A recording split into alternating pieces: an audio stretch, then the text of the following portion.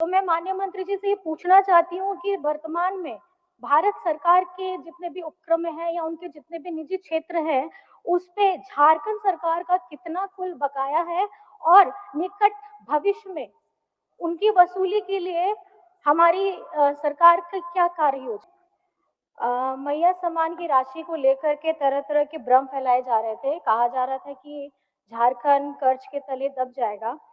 देश में 8 लाख करोड़ से ज्यादा का कर्ज दूसरे राज्यों को भी दिया जा रहा है। पंजाब हरियाणा जैसे राज्य है जहां पर में जिनकी आबादी झारखंड के बराबर है या कम है, लेकिन उनको जो कर्ज दिए जा रहे हैं वो 2 गुना और 3 गुना है। प्रश्न मेरा ये है कि मैंने सदन को पूछा था, यहाँ पे रखा था कि वित्तीय वर्ष 2009 से 14, 14 से 19 एवं 19 से मेरा क्वेश्चन था 24 तक, लेकिन यहाँ प्रिंट हुआ है 20 तक।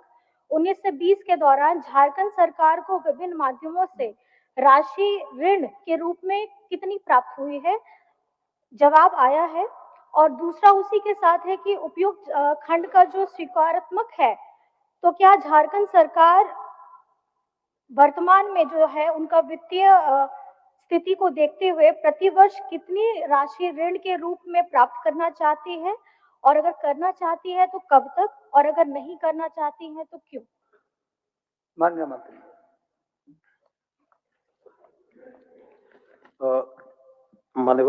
माननीय सदस्य का एक महत्वपूर्ण प्रश्न सदन के पटल पर आया है। उन्होंने जो कहा कि वो 19-20 नहीं 19 से 2024 तक चाहती थी, तो मोटे तौर पर जो पूरक में सामग्री मुझे प्राप्त हुई है उसके आलोक में मैं सदन को यह बता देना चाहूंगा कि 2008-9 से लेकर 2013-14 तक 20,825 करोड़, वित्तीय वर्ष 2014 से 2018-19 तक 42,956 करोड़ और वित्तीय वर्ष 2019-20 के दौरान 9,593 करोड़ रुपया ऋण हम लोगों ने लिया था। यह बात बिल्कुल सही है। पूर्व में भी सदन में यह बात आ चुकी है कि भारत सरकार के द्वारा इस राज्यों के संघ यूनियन में तमाम राज्यों के साथ एक जैसा बर्ताव नहीं किया जाता है। कुछ राज्यों को राजनीतिक दृष्टिकोण से ज्यादा मदद की जाती है और हमारे जैसे राज्यों को निश्चित रूप से कहीं ना कहीं इन दुश्वारियों का सामना करना पड़ता है। लेकिन मान्यवर, ये भी बात उतनी ही सत्य है कि इन तमाम परिस्थितियों के बाद भी झारखंड ने पिछले 6 वर्षों में वित्तीय मामले में देश में सर्वश्रेष्ठ प्रगति की है। आज ऋण लेने के मामले में एफआरबीएम एक्ट के तहत जो जीएसडीपी का 3% ऋण अनुमत होता है, हम उसकी सीमा से भी नीचे हैं। यह हमारा वित्तीय प्रबंधन था। 3.5%।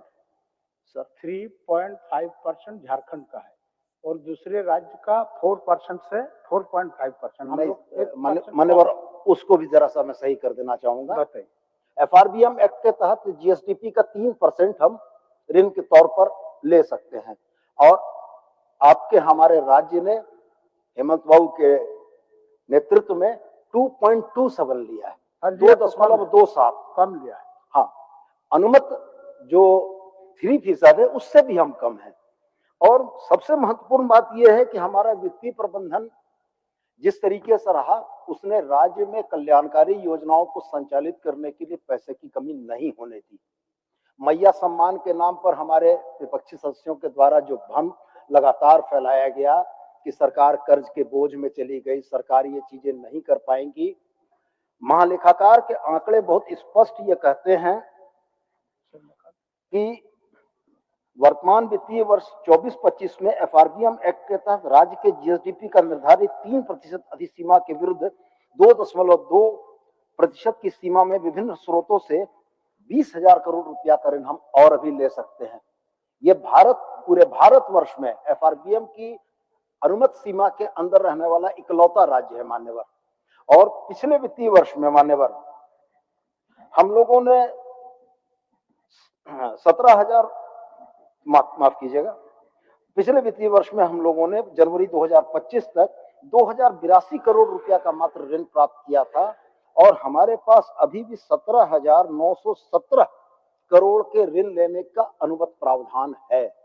तो मैं माननीय सदस्य की इस चिंता से भी बिल्कुल सहमत हूं कि राज्य को अगर केंद्र का सहयोग नहीं मिलेगा तो परेशानी तो जरूर होगी, लेकिन मैं सदन के माध्यम से उनको और तमाम सदस्यों को यह भी अवगत जरूर कराना चाहूंगा कि कितने भी रोड़े अटके, कल्याणकारी राज्य की अवधारणा पर झारखंड को जिस दिशा में चलना था, झारखंड बढ़ चुका है और हमारे कदम नहीं रुकेंगे। हाँ, पड़ोसी राज्यों से के मसलों को अध्ययन करना वो निश्चित रूप से हम लोग करेंगे और मान्यवर ये आंकड़े में सदन के समेत पूरी जवाबदेही और जिम्मेवारी के साथ रख रहा हूं कि पूरे देश में, भारतवर्ष में झारखंड एकमात्र ऐसा राज्य है जिसके ऋण की राशि सबसे कम है और हमारा वित्तीय प्रबंधन सबसे बेहतर। आपका क्या पूरा?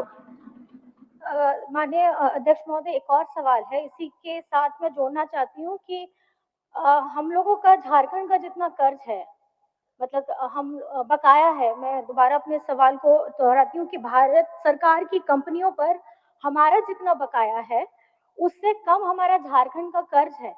तो मैं माननीय मंत्री जी से ये पूछना चाहती हूँ कि वर्तमान में भारत सरकार के जितने भी उपक्रम हैं या उनके जितने भी निजी क्षेत्र हैं उस पे झारखंड सरकार का कितना कुल बकाया है और निकट भविष्य में उनकी वसूली के लिए हमारी सरकार की क्या कार्य योजना है? माननीय मंत्री। माननीय अध्यक्ष महोदय, भारत सरकार के उपक्रमों और निजी क्षेत्र के उपक्रमों पर झारखंड सरकार के विभिन्न राजस्व संबंधित विभाग, खान एवं भूतत्व, राजस्व एवं निबंधन, वन एवं पर्यावरण, ऊर्जा, वाणिज्य कर विभाग, जल संसाधन, नगर विकास विभाग और अन्य विभागों के बकाया सम्मिलित हैं। उक्त विभागों के जो बकाये हैं मान्यवर, जिसमें एक तो सुप्रीम कोर्ट की 9 जजों की बेंच में 1:8 के फैसले से हमारे संवैधानिक अधिकारों को ऑनरेबल सुप्रीम कोर्ट ने संरक्षित किया कि खदानों पर कर लगाने की शक्ति राज्य में निहित है, जिसके तहत हमारा 1,36,000 करोड़ रुपया बकाया है। और जब से ये चर्चा चल रही है मान्यवर, तब से ये 1,36,000 से की राशि और बढ़कर ज्यादा हो गई होगी। तो मैं बड़े स्पष्ट रूप से यह कहना चाहता हूं कि सरकार ने, चाहे वो न्यायपालिका के माध्यम से हो, सरकार ने सदन के माध्यम से हो, सरकार ने वित्त मंत्री के माध्यम से हो, सरकार ने माननीय मुख्यमंत्री के माध्यम से हो, केंद्र सरकार के संबंधित मंत्रियों से लगातार इस आशय का प्रयास किया है। हाँ, ये बात सही है कि हमें अभी तक इस बात की बहुत सफलता नहीं मिली है। मैं माननीय सदस्य को यह आश्वस्त करना चाहूंगा कि कुल बकाया की राशि सभी विभागों से प्राप्त करने में थोड़ा सा समय लगेगा, लेकिन मैं ये उम्मीद करता हूं कि इस चलते सत्र में ही इस राशि की गणना करके कुल राशि आंकड़ों में सदन के समक्ष उपस्थापित करूंगा और दिल्ली में चल रहे ऑनरेबल सुप्रीम कोर्ट के मुकदमे में 26 अप्रैल अगली तारीख पड़ी है, जिसमें अंततः भारत सरकार के सॉलिसिटर जनरल ने इस बात को स्वीकार किया है कि इस बकाये की राशि के भुगतान की प्रक्रिया वो शुरू करना चाहते हैं और कोई रास्ता निकालेंगे। तो हम ये उम्मीद करते हैं कि हमारी जो ये जायज और जेन्युइन मांग थी, इस मांग पर केंद्र सरकार को हमारे पक्ष में सकारात्मक उत्तर देना होगा। ये सवाल सिर्फ हेमंत सोरेन का नहीं है, ये सवाल सिर्फ सुदेव कुमार का नहीं है, ये सवाल झारखंड की 3.5 करोड़ जनता के पैसों का है, उनके भविष्य का है। और मैं ये जानता हूं कि इन 3.5 करोड़ जनता की आवाज को बहुत दिनों तक नहीं दबाया जा सकता। मान्यवर, हो गया, धन्यवाद। अब शून्यकाल की सूचनाएं। माननीय सदस्य श्री मंगल कालिंदी। एक मिनट मंगल जी, इनका कार्य स्थगन। हमको लगता है पहले माननीय सदस्यों का ही कोई आचरण आप दोहरा वहीं से कहीं अखबार रहा है क्या? श्री राज सिन्हा स्वविषय में राज्य सरकार द्वारा यहाँ के अनुभवी वो पूर्व से विभिन्न संवर्गों में कार्यरत स्थायी कर्मियों के स्थायी समायोजन संबंध में कार्य स्थगन की सूचना दी है। चलते बजट सत्र में इस सूचना पर विचार विमर्श संभव है, इसलिए इस सूचना को अमान्य किया जाता है। मंगल कालिंदी जी। अध्यक्ष महोदय, जोगसलाई विधानसभा क्षेत्र अंतर्गत घोड़ाबांधा के पूर्वी, पश्चिमी एवं उत्तरी तीनों पंचायत